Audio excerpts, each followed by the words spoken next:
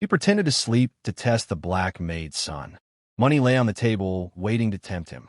But what the boy did next froze the billionaire in silence.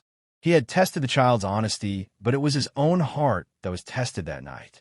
And the result changed both their lives forever. The mansion stood like a palace of white stone surrounded by silent fountains and golden lights glowing through the long glass windows. Every wall echoed the name of Charles Richmond, the billionaire who had built an empire of luxury cars, real estate, and private banks. He had everything the world could offer, but there was still something missing inside him, something even his wealth could not buy. His heart had become cold, his trust in people had vanished long ago. For Charles, every person who came close had a reason, every smile was a mask, every favor was a hidden trade.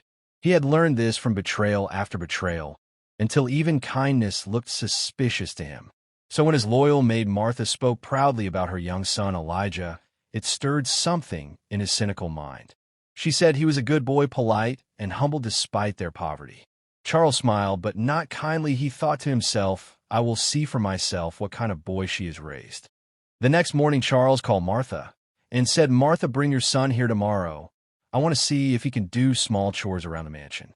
Martha's heart filled with gratitude. She said, thank you, sir. He will be so happy to help. Charles nodded, pretending kindness, but in his mind a plan had already taken shape. He decided he would test the boy's honesty, because to him every person eventually revealed their true nature when faced with temptation. That evening, Charles gathered his butler Henry and whispered his plan. He said, tomorrow night, I will sit in the library. As if I am asleep, I will leave stacks of $100 bills on the table near me. You will bring the boy in and let him serve tea and cookies. We will see what he does when he thinks no one is watching. Henry frowned, sir. He is just a child. Maybe this is too harsh. Charles replied, life is harsh, Henry. Better he learns it now than later. When the clock struck 10, Charles settled in his large velvet chair in the library, pretending to doze off.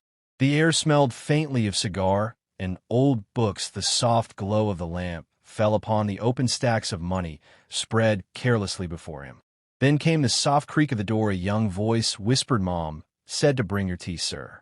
Charles kept his eyes closed and waited for the truth to reveal itself. Elijah stepped quietly into the library, the tray trembling slightly in his hands. He was small for his age, wearing a plain shirt that looked freshly washed and ironed by his mother. He looked around with wide eyes at the shelves filled with gold-trimmed books, the paintings, the marble floor that seemed to shine like water. Then his gaze landed on the table, where piles of crisp $100 bills rested right beside the billionaire's chair. For a moment he froze. He had never seen so much money in one place. He looked at the sleeping man, then back at the money. He could feel the whisper of temptation tugging at his thoughts. He thought how one single bill could buy him new shoes for school, how a few more could help his mother pay rent, or maybe even fix the leaking roof. But then he remembered his mother's words, spoken 1,000 times over. She always said, son, we may be poor, but we do not steal, we do not take what is not ours. Those words echoed through his mind like a soft prayer. He carefully placed the tray on the table and whispered softly, sir, your tea is ready.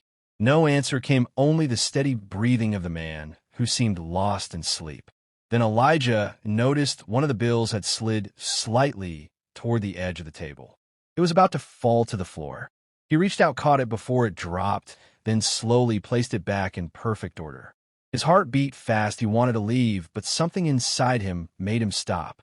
He reached into his pocket, pulled out a small folded piece of paper, and began to write with a short pencil. He placed the note gently on top of the stack of money, took one last look at the sleeping man, and quietly left the room, closing the door behind him. Charles waited for the sound of the latch to click. Then he opened his eyes slowly and stared at the note. He unfolded it and read the words written in small, uneven letters. It said, Sir, I saw this money and wanted to make sure it was safe. I did not touch anything. My mother says what is not ours is not meant for us. Thank you for trusting her to work here. For a long moment, Charles said nothing, his eyes wet with something he had not felt in years. Respect. The next morning, the mansion felt different, somehow lighter, softer. Charles sat at breakfast thinking about the boy's note. He had tested hundreds of people over the years, and every single one had failed in one way or another. But this small boy, had done what even grown men could not do. He had chosen honesty over need. Charles called for Martha and Elijah. They entered nervously, Martha afraid something might have gone wrong. Charles held up the small note and asked Elijah, "Did you write this?" Elijah nodded, "Yes, sir. I only wanted you to know I did not touch anything." Charles asked why. Elijah replied, "Because my mother said, even when no one is watching, God still is."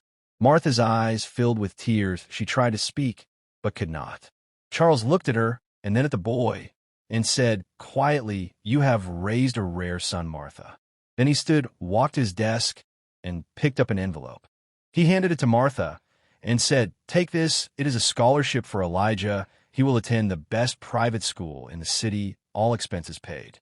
Martha gasped, tears streaming down her cheeks. She whispered, "Sir, I cannot accept this." Charles said, "You can, and you will, because the world needs more men like your son." Elijah looked at the billionaire, unsure how to respond. Charles smiled slightly and said, "You passed the hardest test of all, integrity." That night, Martha prayed with gratitude. For the first time in years, she felt that her hard work and faith had truly been seen by someone who mattered. Years went by like chapters in a long book. Elijah grew into a young man, full of wisdom and kindness. He excelled in his studies, became a leader among his classmates, and always helped those who struggled. Charles followed his progress, quietly proud, but never showing it too much. He invited Elijah to the mansion every holiday, teaching him lessons about life, business, and people. One evening, when Elijah turned 18, Charles took him to his office and said, "You remind me of someone I once was before money changed me." Elijah asked, "What do you mean, sir?" Charles said, "I used to believe trust was weakness. Now I know is strength when given to the right person." Elijah smiled and said, "Then maybe God wanted you to meet my mother and me, so you could remember that again." For the first time in a long while, Charles laughed softly. It was a laugh of peace, not power. After college, Elijah returned with a dream. He wanted to start a foundation to help poor children go to school. Charles was moved and without hesitation donated the first $1 million to begin the project. Together, they built schools, libraries, and community centers across small towns.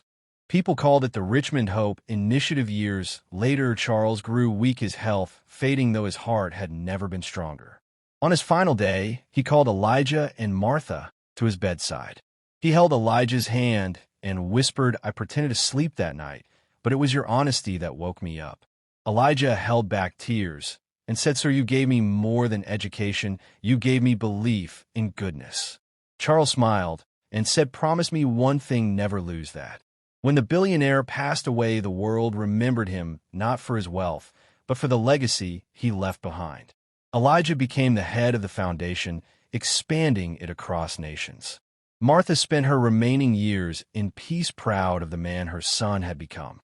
At the annual foundation event, Elijah stood on stage and said, "Mr. Richmond once tested me, but in truth he tested himself and found his heart again." The crowd stood in silence, then burst into applause. The mansion still stood, shining under the golden sun, but it was no longer a symbol of greed. It had become a home of hope. And so the story of a sleeping billionaire and a poor boy who refused temptation lived on, reminding the world that true wealth is not what we keep, but what we give. If this story touched your heart, then do not forget to like, share, and subscribe for more stories that prove honesty and kindness still live in this world.